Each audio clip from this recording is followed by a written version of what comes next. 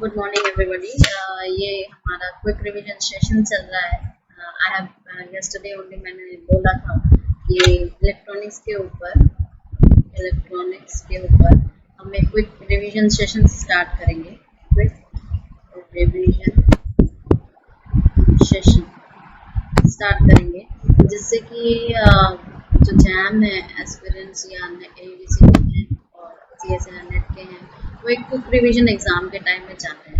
So for this reason I have started this one और इसमें भी मैं जो आज का टॉपिक फर्स्ट यूज किया, देखो मैं वही क्वेश्चंस डिस्कस करूंगी और वही चीज़ें डिस्कस करूंगी जिसमें थोड़ा सा बेसिक होगा और कैसे क्वेश्चन पैटर्न सॉल्व करते हैं। बिकॉज जो एग्जाम्स होते हैं कॉम्पिटिटिव नेशनल लेवल के उसमें हमेशा ट्रिकी क्वेश्चंस, ट्रिक्स वाले क्वेश्चंस आते हैं। ओके, कोई डायरेक्टली फॉर्मूला बैठा दो और सॉल्व होता है, ऐसा कुछ नहीं होता है। सो फॉर दैट रीजन आज हम लोग ट्रांजिस्टर्स को डिस्कस करेंगे। ओके, ट्रांजिस्टर्स को डिस्कस करेंगे और इस ट्रांजिस्टर से पहले तो मैं थोड़ा सा रिव्यू दूंगी कि कितने types of CC, common collector, common base and common emitter किस्म के। ठीक है, फिर मैं क्या करूँगी, क्वेश्चंस, कुछ इक्वेशंस जो इनको ड्राइव करते हैं इक्वेशंस और इनके कैरेक्टरिस्टिक्स को बताऊंगी, कैरेक्टरिस्टिक्स ग्राफ्स को बताऊंगी एंड देन मेजली जो मेरा इम्पोर्टेंट जो मेरा एम रहेगा वो मेरा एम है question pattern, question solving. Okay, so I hope आपको ये वीडियो पसंद आएगा and it will be really very helpful to you all. Okay, thank you. So let's start our first topic.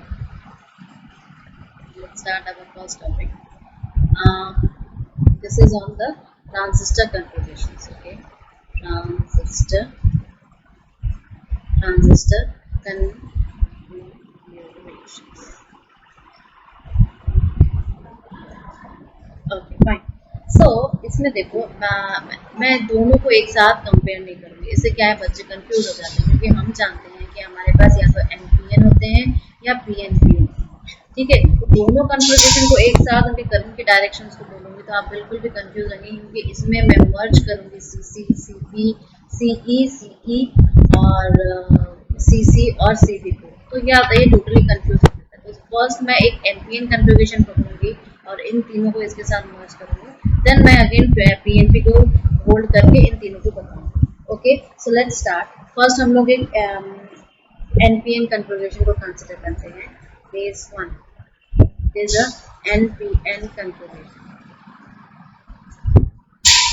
ठीक है, इस NPN configuration में हम क्या जानते हैं कि ये हमारा और ये तीन पार्ट होते हैं, emitter, base and collector. Emitter, base and collector. एक बात याद रखना कि बेस की साइज थिन होती है, पर इसकी डोपिंग मॉडरेट होती है। ठीक है, इसकी साइज या विड्थ जिसे कहते हैं या साइज कहते हैं वो सबसे हाई होती है, और इसकी विड्थ सब मॉडरेट होती है, मॉडरेट विड्थ होती है, बट डोपिंग हाई होती है। Okay, this is very confusing and अगर आपको इस चीज को क्लियर करना हो तो आप please use standard root iron Milliman helicase, or you can go to National Coilston. Okay, these are the really very good books for these things. Okay, now let's start. मैं क्या कह रही हूँ कि फर्स्ट हम लोग जब एनपीएन ट्रांजिस्टर कन्फिगरेशन को हैंडल आउट कर रहे हैं उसमें इसका देखो कन्फिगरेशन क्या है। एक तो हम जानते हैं कि जो हमारा एरो का साइड होता है वो हमारा एमिटर साइड होता है। So for that reason common base configuration, it is my common base configuration. Common base मतलब क्या होगा कि हमें बेस को कॉमन करना पड़ेगा। So this is my base part, तो इसको मुझे कॉमन करना पड़ेगा। So this is my base part और base will be common. This is my collector part. Okay, this is my collector part and this is my emitter part. ठीक है, emitter part है। तो अगर मैं NPN कन्फिगरेशन ड्रॉ करें तो this will be my NPN, ठीक है, NPN। तो अगर N एमिटर है तो यहाँ की डायरेक्शन को हमें अगर शो करना है तो वो ऐसे होगा। अगर इसी को मैं ऑपोजिट एरो लगा दूँ तो वो PNP टाइप का कन्फिगरेशन हो जाएगा। सो अगर मैं करंट की डायरेक्शन देखूँ तो करंट क्या है, यहाँ पर IC की डायरेक्शन ये होगी, यहाँ से IE की डायरेक्शन होगी, और ये वाले जो पोर्शन होगा वो हमारा IB होगा, ठीक है। So this is my common base configuration. Next अगर हम इसका कैरेक्टरिस्टिक कर्व देखें तो इनपुट कैरेक्टरिस्टिक कर्व क्या कहेगा, इनपुट कैरेक्टरिस्टिक कर्व एक सिंपल डायोड का जो कर्व होता है उसके लिए होगा, और ये हमारा किसके किसके बीच में बनेगा, ये VBE और IE के बीच में बनेगा। IE याद रहे, IE और VBE, BE इधर जब भी हम कोई कन्फिगरेशन बनाते हैं तो इट इज़ वेरी इंपॉर्टेंट कि जो ये साइड होता है ये हमारे इनपुट के लिए डिपेंडेंट होता है, और ये साइड जो होता है वो हमारे आउटपुट के लिए डिपेंडेंट होता है। तो यहाँ पर क्या हम कंट्रोल कर सकते हैं, यहाँ पे VBE है, और वोल्टेज और कैरेक्टरिस्टिक कर्व किसका बनेगा, वोल्टेज और करंट का बनेगा। सो फॉर दिस रीजन यहाँ पर VBE होगा और यहाँ पर IE होगा, और एक नॉर्मल जो आप डायोड का कर्व देखते हो वैसा ही इसका कर्व होगा। डिफरेंट आपके VCB को, एक चीज को हमें कांस्टेंट करना ही पड़ेगा, तो हम ये जो डिफरेंस है VCB होते हैं और डिफरेंट वैल्यूज के, और ये डायोड जैसी कर्व देगा, डायोड नेचर कर्व पैटर्न, ठीक है। कर्व का जो पैटर्न होगा वो डायोड नेचर का होगा। नेक्स्ट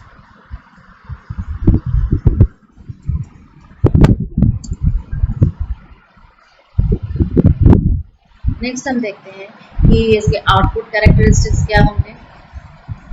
आउटपुट की कर्व भी क्या हो जाएगी, ये सिंपली एक ट्रांजिस्टर लुकिंग कर्व आएगा। बट यहाँ पर एक चीज आपको इम्पोर्टेंट बता दूं कि यहाँ पर हम आउटपुट साइड लेंगे तो VCB हो जाएगा, और ये चीज क्या हो जाएगी, हमारी IC की हो जाएगी।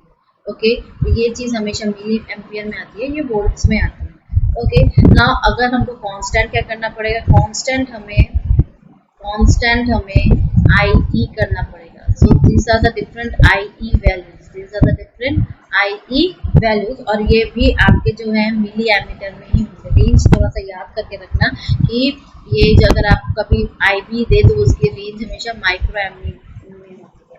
सो जो ये रीजन आता है, ठीक है, सबसे लोअर रीजन जो होता है, अगर इसको हम लोग हमेशा 0 MA पर पहले मेजर करेंगे IE को, तो ये जो सबसे लोअर रीजन होगा, ये लोअर रीजन क्या कहता है, ये लोअर रीजन हमारा कट ऑफ कहता है, ये हम लोग जानते हैं कट ऑफ रीजन। और ये जो साइड का रीजन आता है जहाँ से ये सारी चीजें जो बनती है, ये हमारे सैचुरेशन रीजन होते हैं, सैचुरेशन रीजन। तो हम जानते हैं, इफ वी नो दैट, कि अगर ट्रांजिस्टर को स्विच की तरह काम कराना है, ट्रांजिस्टर को स्विच की तरह काम करवाना है, तो हमें इसे सैचुरेशन और कट ऑफ रीजन में वर्कआउट कराना पड़ेगा। और अगर ट्रांजिस्टर को मुझे स्विच के जगह ही अगर मुझे एम्पलीफायर की तरह काम करवाना है, तो हम इसको कहाँ पे ऑपरेट करवाएंगे, एक्टिव रीजन पर, ठीक है, क्योंकि हमारा ये बीच का हिस्सा जो होता है वो हमारा एक्टिव रीजन होता है। फिर हम लोग यहाँ पर आपको ऑपरेटिंग पॉइंट या क्यूसेंट पॉइंट या क्यू पॉइंट ये सारी चीजें निकालते हैं। सो this is your for the क्या कहते हैं, ये आपका थोड़ा सा इंफॉर्मेशन था बहुत कॉमन बेस। पर यहाँ पर एक चीज़ और इम्पॉर्टेंट है जो आपको जानने की ज़रूरत है। अगर हम कभी आपसे पूछ लिया जाए कि रिवर्स सैचुरेशन करंट क्या है, क्योंकि हम लोग इस पर क्वेश्चंस भी करेंगे, रिवर्स सैचुरेशन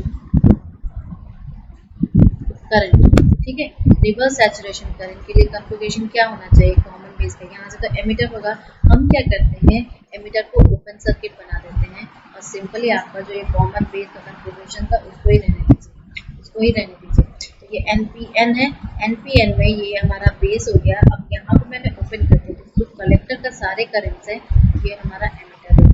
तो IE ये हमारा एमिटर रीजन है, तो यहाँ पर तो कुछ भी नहीं है, that means IE is equal to 0।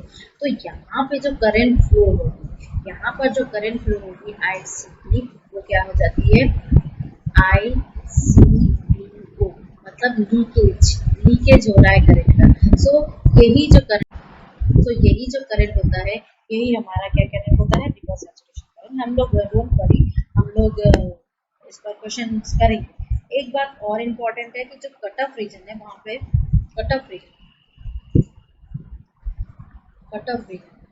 Reason पर हमारे दोनों चीज क्या होते हैं, रिवर्स्ड बायस होते हैं। एक तो कलेक्टर बेस और आपका बेस एमिटर, ये दोनों चीजें क्या होंगी, रिवर्स बायस्ड, ठीक है। और ये आपका एक्टिव रीजन जो होगा कहाँ पर, ये तो आपका एक फॉरवर्ड रहता है, एक रिवर्स रहता है, ठीक है। और अगर हम इसी को सैचुरेशन रीजन पे ले जाते हैं, तो दोनों चीजें आपको कलेक्टर बेस बोलो या आपका बेस एमिटर बोलो, दोनों forward wise, base emitter forward wise, okay fine. लेकिन यहाँ पे देखिए, आपको मैं एक इम्पॉर्टेंट क्वेश्चंस बताऊंगी, इक्वेशंस, ठीक है।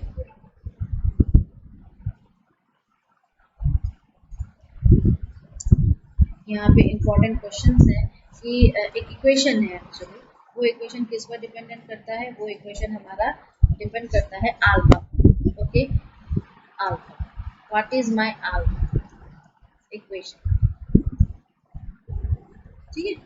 तो अल्फा क्या है, अल्फा अगर हम डीसी मोड पर इसको ऑपरेट करना है, ऑपरेटिंग इन डीसी मोड, ठीक है। अगर मैं इसी को डीसी मोड पे ऑपरेट कर रहा हूँ तो मैं क्या देखूंगी कि मेरे पास आईसी और आईई क्या है, दो करंट लेवल्स हैं, IC and IE, two current levels होंगे। और ये किसके वजह से होंगे, ये हमारे मेजॉरिटी कैरियर्स के वजह से, पहली चीज। दूसरी चीज, मेजॉरिटी कैरियर्स की वजह से होंगे, एक हमारा आउटपुट को देता है और एक हमारा इनपुट को देता है।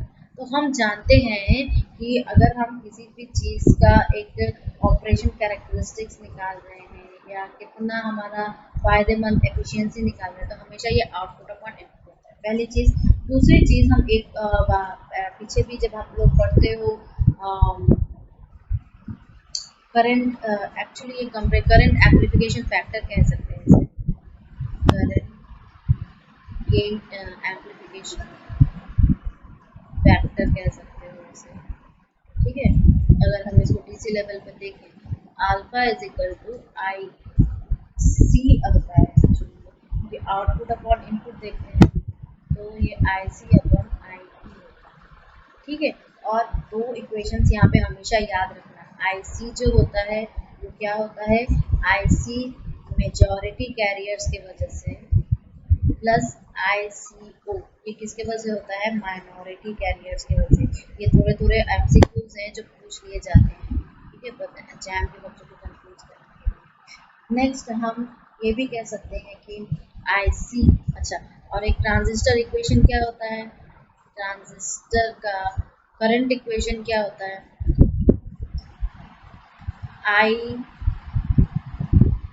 क्या होता है, I B, sorry I C, output current है ना, आउटपुट करंट है, आई सी होता है क्या, एक होगा आपका आई बी और एक होता है आई सी बी, ठीक है। सो अगर मैं इसको खोलना चाहूँ तो आई सी जो हो जाएगा कि आपका अल्फा आई ई प्लस आई सी बी।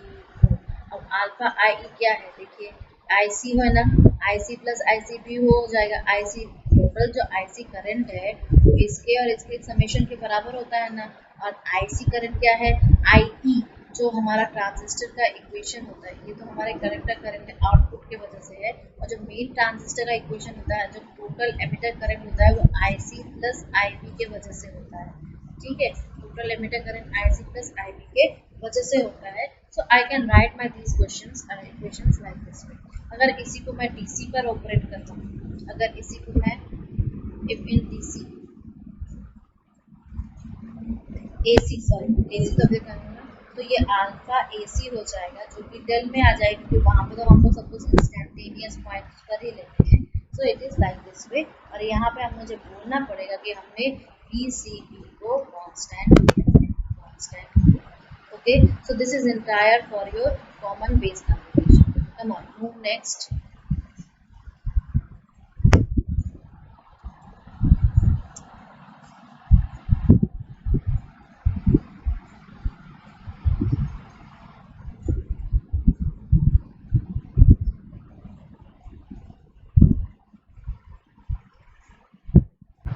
दूसरा है हमारा common emitter configuration. Okay, H2 common emitter configuration. अब कॉमन एमिटर कन्फिगरेशन में हम क्या देख सकते हैं? देखो, पहले तो हम एक एनपीएन का ही बताएंगे। तो कॉमन एमिटर जंक्शन को मुझे कॉमन करना पड़ेगा, तो यहाँ पर एरो होगा, ठीक है। और ये हमारा कॉमन होगा, कॉमन मतलब हम लोग इसको ग्राउंड पे लगा देंगे, ठीक है। ये हमारा बेस साइड हो जाएगा और ये हमारा कलेक्टर साइड हो जाएगा। ओके, नाउ अगर हम करंट की डायरेक्शंस बताएं, तो ये डायरेक्शन हमारी आईपी की होगी, यहाँ से हमारी आईसी निकलेगी और आईबी जो होगा हमारा यहाँ से, ठीक है। तो ये क्या होता है, हमने अभी बताया था कि एक साइड इनपुट का होता है, ये साइड इनपुट का होगा और ये साइड क्या होगा, आउटपुट का होगा। फर्स्ट थिंग, ठीक है। ये तो हमारा कॉमन कॉमन एमिटर कन्फिगरेशन है। सिमिलरली इसके अगर हम लोग इनपुट और आउटपुट कैरेक्टरिस्टिक्स को देखें, तो इनपुट कैरेक्टरिस्टिक क्या हो जाएगा, इनपुट में हमारा क्या है, देखिए VPE है, VBE है, और आउटपुट में हमारा क्या है, इसके ID है। ID पर हम करंट दे रहे हैं ना, तो एक सिंपल डायोड का एक बनेगा, एक सिंपल डायोड की कर्व बनेगी, ठीक है। और ये पॉइंट क्या हो जाएगा हमारा, जो हमारा 0.7 होता है, ठीक है। Remember this thing. और कांस्टेंट्स कौन से होंगे हमारे यहाँ पे, PCE कांस्टेंट हो जाएगा, ठीक है। सिमिलरली अगर हम इसी के आउटपुट कैरेक्टरिस्टिक कर्व्स को देखें, तो आउटपुट कैरेक्टरिस्टिक कर्व्स कैसे हो जाएंगे, आउटपुट कैरेक्टरिस्टिक कर्व्स बिल्कुल हमारे पीछे की तरह हो जाएंगे। तो यहाँ पे पता है, इन सब में जो डिफ्रेंशिएट करना पड़ता है, ये डिफ्रेंशिएट हमारा क्या होता है कि हम इस कट ऑफ रीजन के विड्थ और ये सारी चीज़ें कैसे ले रहे हैं या कैसे आ रहा है, ठीक है। तो फॉर दैट रीजन ये क्या हो गया हमारा, सैचुरेशन रीजन हो गया।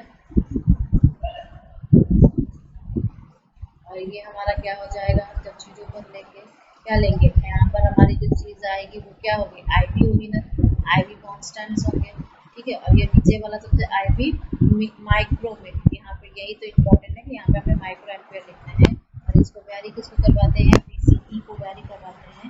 और यहाँ पे आउटपुट करंट हमारा IC पर आता है, जो कि मिली एम्पियर्स पर आता है। So this is one is the cut off region and this is one of the saturation region. But remember one thing, इसकी जो विड्थ हमें मिलती है बहुत ही लेस होती है with compare to common base is equal to less for saturation region and your cut off region. समझ में आ गया? ओके, सो यहाँ पर वहाँ पर हमें अल्फा मिलता था, यहाँ पे हमें बीटा मिलेगा।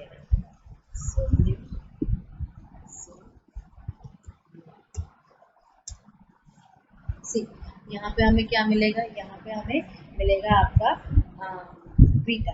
बट उसके पहले मैं दो तीन चीज़ें आपको बता दूँ। देखो, यहाँ पे हमारा जो आउटपुट करंट है वो आईसी पर आता है, ठीक है। इनपुट हमारा जो करंट है वो हमारा आईपी पर आता है। आउटपुट वोल्टेज जो लेते हैं वो VCE लेते हैं, इनपुट वोल्टेज जो लेते हैं वो VBE पर लेते हैं, ठीक है। ये चीज़ें चार इम्पोर्टेंट। नेक्स्ट में देख बोलना है कि जो आईसी करंट होगा, पीछे से इक्वल बोला है, IE प्लस ICBO अल्फा के साथ है, याद रहे। तो हम यहाँ पे क्या करेंगे, इस IE पर अपना इक्वेशन बैठा दो, क्योंकि हम ट्रांजिस्टर इक्वेशन से जानते हैं कि I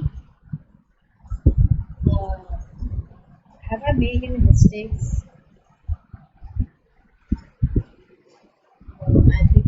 IE is equal to IC plus IB होता है, ठीक है। सो यहाँ पर जो IE है, ये इसको जाके पुट कर दो, तो ये क्या बन जाएगा, alpha times of IC plus IB plus ICBO, ठीक है।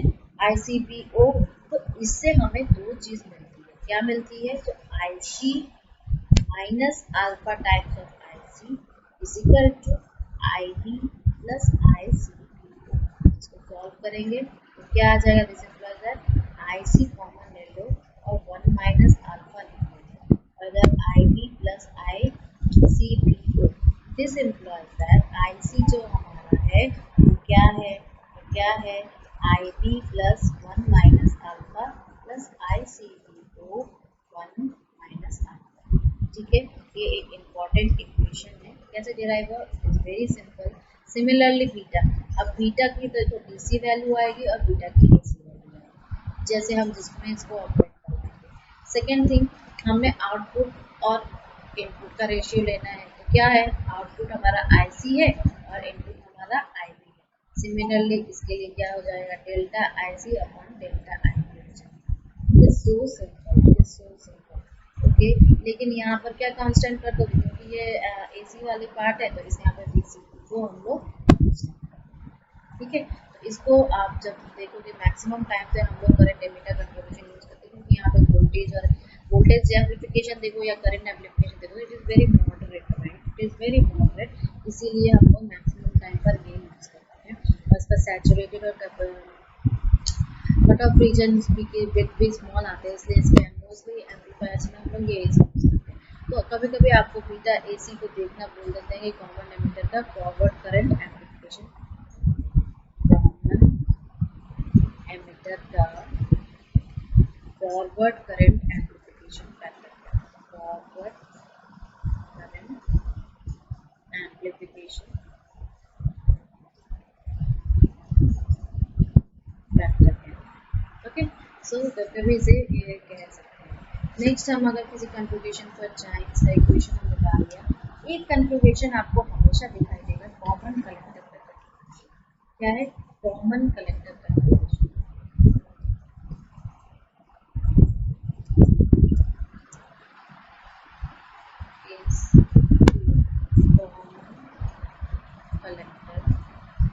Common collector configuration.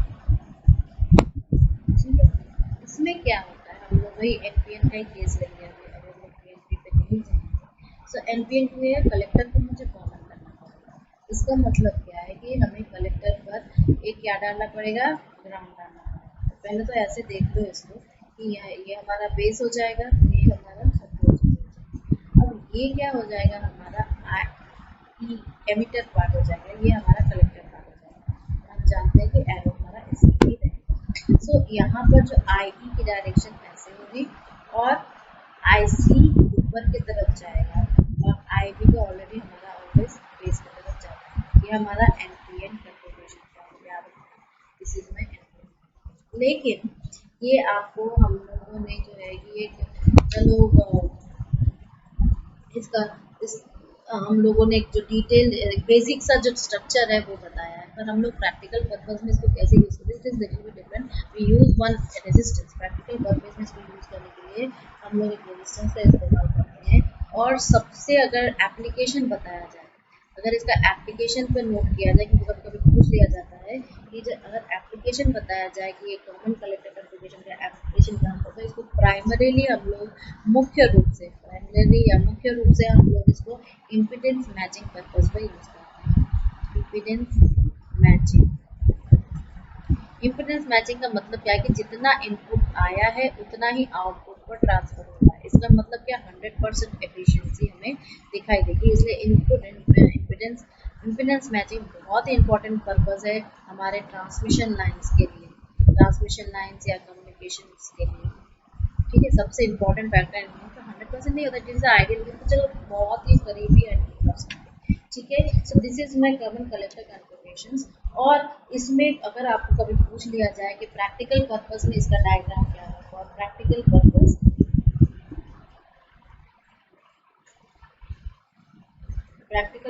में इसका डायग्राम क्या होगा, तो कुछ नहीं है, बस यहाँ आपका बेस है, यहाँ पे एमिटर, यहाँ पे कलेक्टर. ठीक है, लेकिन इसको पता है आप लोग मैक्सिमम पॉइंट्स पता है.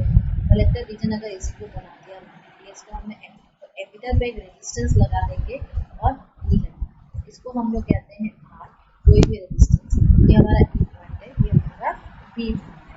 तो कलेक्टर के लिए जो मतलब कलेक्टर को हम लोग तो ग्राउंड पे देंगे ही देंगे, साथ में हम लोग कॉमन एमिटर को अगर ग्राउंड पे देते हैं एक रेजिस्टेंस के साथ, तो इसको हम लोग देख सकते हैं. और अगर हम इसको कभी आउटपुट कैरेक्टरिस्टिक को जांच करना चाहें, या we want to analyse the output characteristics, तो याद रखना ऐसे पॉइंट पर आउटपुट कैरेक्टरिस्टिक्स ऑफ सी और सी सेम, ठीक है, आउटपुट कैरेक्टर सी और सी सेम होंगे।